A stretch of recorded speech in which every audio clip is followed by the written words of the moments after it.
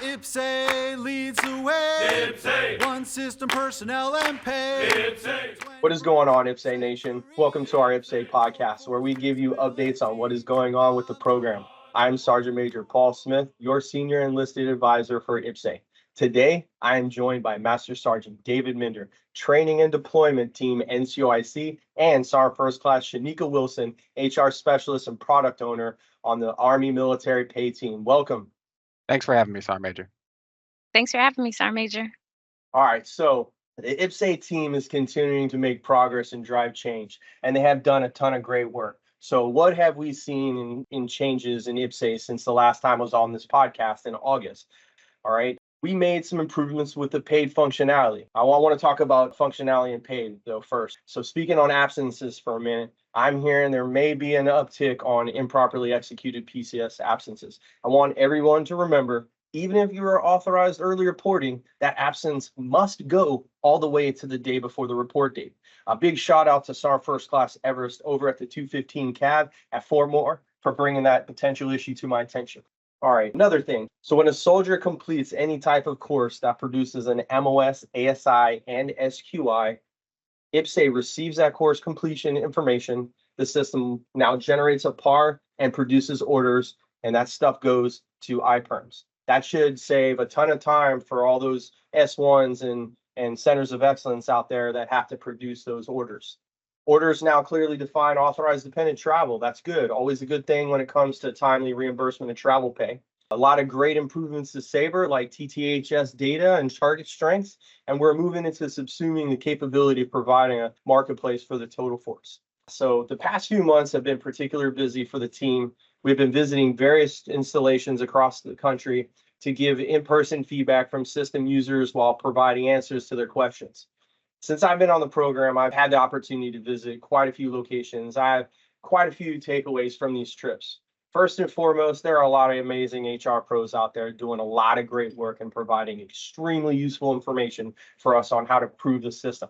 Second, the field is understandably frustrated with current functionality of IPPS-A in some instances, but I consistently see more buy-in based on improvements the team here has made since go live and the release of the minimal viable capabilities. Finally, I'm realizing we as collective leaders need to do a better job of getting the information down to all those affected by the information we have.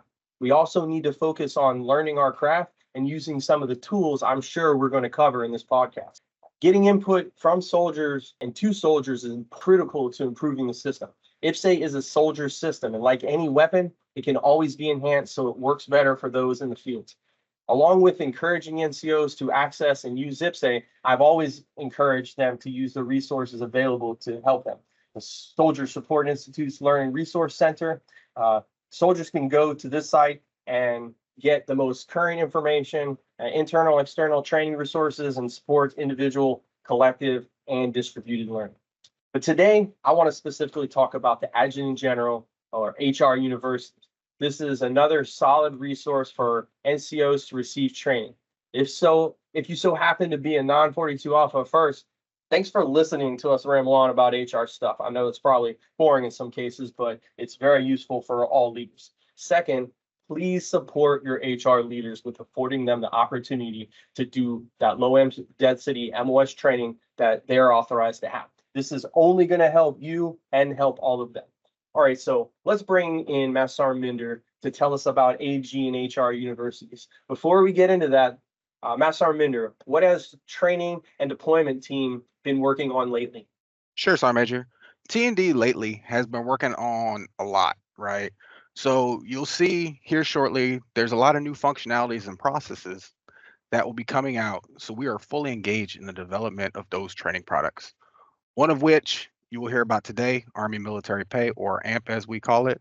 The other one is the changing of culture with the DD-214. Here shortly, you'll hear about the DD-214 and DD-214-1 coming into IPPS-A. All right, all exciting and really useful information. And hopefully HR pros in the Army is paying attention to that training. So I'm looking forward to hearing more about that. All right, so we said we're going to talk about HR University. So let's get down to business. What is your vision of an HR University, and why do you think they are important to the AG community? My vision of HR universities is to have all key stakeholders in the same room at the same time. We would be training on topics that are vital to the success of the population at that location. An example of this that's happening this month, we're going to participate in 4ID's HR University. Along with that, we're also going to align this with another line of effort we have discussed previously, which is the MPD and AMPO reinforcement training. This event will be a huge event, and it's the first of its kind, with more to come in the future. These types of events are not only important for the training and knowledge transfer, but you get other entities in the same room to discuss your issues and concerns at your level and potentially fix those issues on site and in person. And don't forget the networking component to these types of AG or HR universities.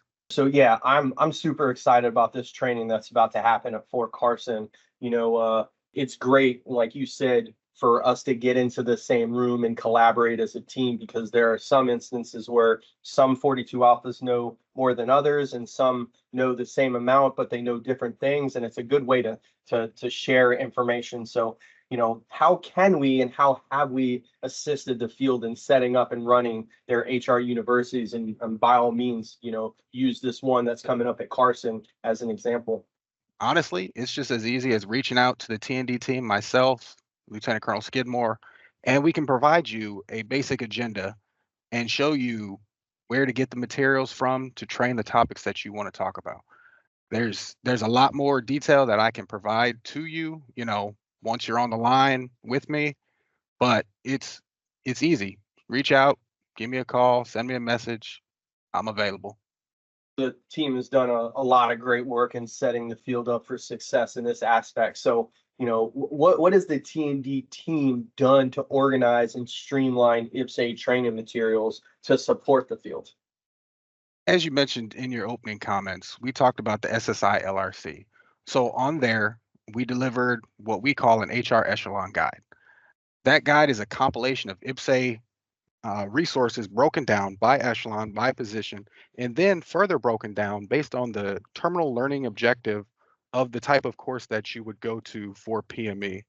So, you might find things such as reassignments. You look in there, you see, oh, I'm a battalion S1 HR, NCOIC. I have my own folder that talks about man the force and what UPKs cover my job in man the force. So I really do appreciate how you streamline this process, because you really kind of take the guesswork out, right? So what do I do? All I have to do is click that title and it gives me a list of the jobs, and then it takes me to those places. So y'all are doing amazing work. So now we're nearly 2 years into the release of IPPS-A for the entire Army. At this point, what can HR professionals do better to prepare themselves and their units? I got 2 comments to that, Sergeant Major. 1, stay hungry to learn, and 2, self-development. IPPS-A is an always changing, entity based on our agile releases. So stay alert. You can see these changes in our Drive to Change updates to the field every other Friday. Our next episode happens to be, 0900 Eastern Standard Time on the 18th. And you can find this inside of our IPPS-A support Teams channel. If you don't know something, look to your left and right. Ask your peers. Ask your higher headquarters. Check all our resources. They are out there on many platforms. All right, you touched a little bit on the resources. So where can I, as an HR pro, find the latest and greatest IPPS-A resources your team has developed? Sergeant Major, that's easy. Inside of IPPS-A, whether it's a visual training product, whether it's a job aid, a UPK, the user manual, the self-service guide, the MPD Smart Book. But other than those locations, we have the IPPS-A S1net page. We have IPPS-A social media pages. We have our public website. And then, as we mentioned earlier, the SSI LRC. So, you touch on like a really important point, right? So we talk about where can we find information, and oftentimes, so I would love to hit that easy button too, and just reach out to the training deployment team and ask those questions that I am getting from the field. But honestly, most of my questions that I'm being asked, I'm finding them in the user manual. I'm learning and growing as a leader too, and not having to rely on that. So I challenge you all, get involved. Like Master Minder said, get in your craft. So I need to get real here for a minute. We can do everything we can on the program to set your respective footprints up for success. However, we cannot rely solely on institutional training.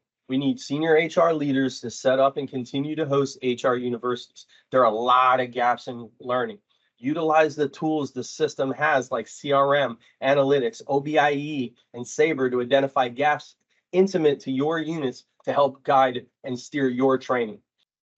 All right, so now we're going to bring in Sergeant First Class Wilson to give us the latest and greatest with Army military pay, or as you're going to hear and affectionately called, AMP. Sergeant Wilson, can you tell us a background on AMP?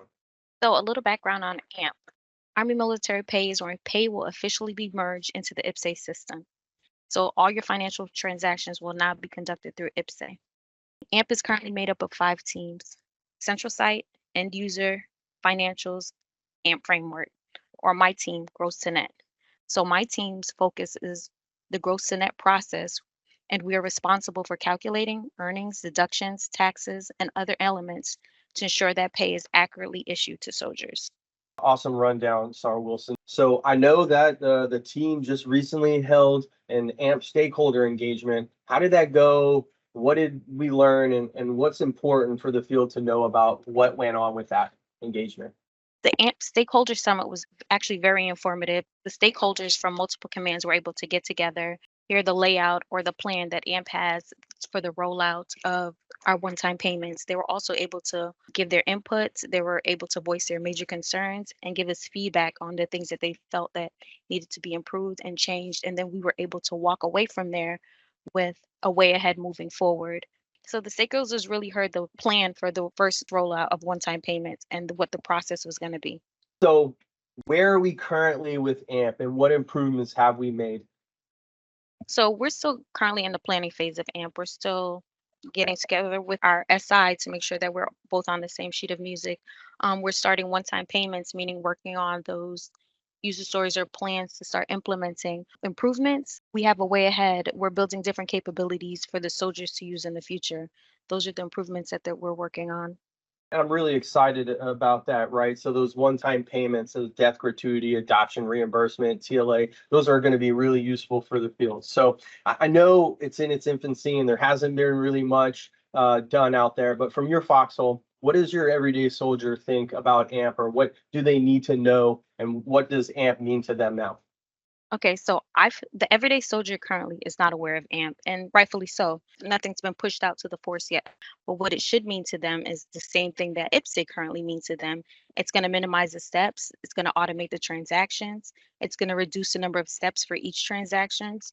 And soldiers will also be able to track their transactions. I appreciate that, Sergeant Wilson. So what's the future end goal with AMP? Like, how do we get there? So the futures of Army military pay is to focus on more efficient, accurate, and a flexible system that reflects the evolving needs of soldiers, and creating a more transparent and flexible system to cater to the modern soldier, automate real-time access to pay information, simplify the process, and which is essential to achieving our goal. How do we get there? By embracing Army military pay when it comes on board, learning as much as we can, and just being more prepared for it. Yeah, and hopefully, like all this resistance that we built up for IPPS-A, that the team's finally, breaking those walls. Hopefully, we get a little bit more buy-in, and Yes. we do that a little better this time. Like, let's embrace this. I've always said, like, this is a train. IPPS-A is a train. AMP's a train. Whether you're on the train or in front of the train's going to move. So we'd be a lot more efficient, a lot more fast if everybody jumps on the train and helps us out. So, all right, we have a bunch of great resources for learning more about Army military pay. What resources should everyone use, and where can they find them? The IPPS-A page, the resources link, and the user manual. There's a lot of resource out there for Army military pay, and there's more to come in the future. Yeah, so definitely, like, pay attention. Anywhere that we're putting information out now, that's not going to change when it comes to AMP. We're all one team. So I appreciate it, Sergeant Wilson. So we've had conversations right in the past about the future of AMP, and I know there may be a lot of concerns about pay and the implementation of military pay in IPPS-A. I want to go on the record and say that I'm fully confident how mil pay is going to be rolled out. Pay is very structured and rule centric, right? If I do this job in this location, I get paid this. My real concern is what we're really seeing right now. And it's always going to be with how we operate on the HR side. HR processes will soon drive and dictate pay. That is very important. All right. So we do not do things accurate in the system now. If we don't do it later, we run the risk of affecting the soldier's pay. So that my friends, is what keeps me up at night. Before I wrap things up, do either of you have any final words for our audience? So I do have one last ad. Advice from, the Army G1 level, strategic level, just train your soldiers. If you're an NCO or a warrant officer, please train your soldiers so that they understand what's currently out there and the future impact when we implement military pay and the cost to the soldiers if it's done wrong at your level. Thanks, Master Minder. What you got for us, Sergeant Wilson? Along the similar lines as Master Minder, that it is to embrace it, but also it's going to be pretty much a one-stop shop for everyone. Not only will you be able to handle your personnel actions, you will also be able to handle your financial actions in one system, which should make it easier for all the soldiers. Thanks, Sergeant Wilson. Hey, these NCOs are on point. I'm not really going to add anything more to that. Just keep what they had in the back of your minds at all times. So thank you all to all the listeners out there. Please keep providing that feedback and grinding it out. Always keep in mind what kind of experience you are providing a soldier. We can leave them with a good experience or a bad experience. All of those experiences impact them and or their families. Let's make them a good experience. All right, that's it for this episode. Thank you all for listening. Until next time, keep driving the change we need in our Army. Soldier, right job, right on time. 24/7, 365.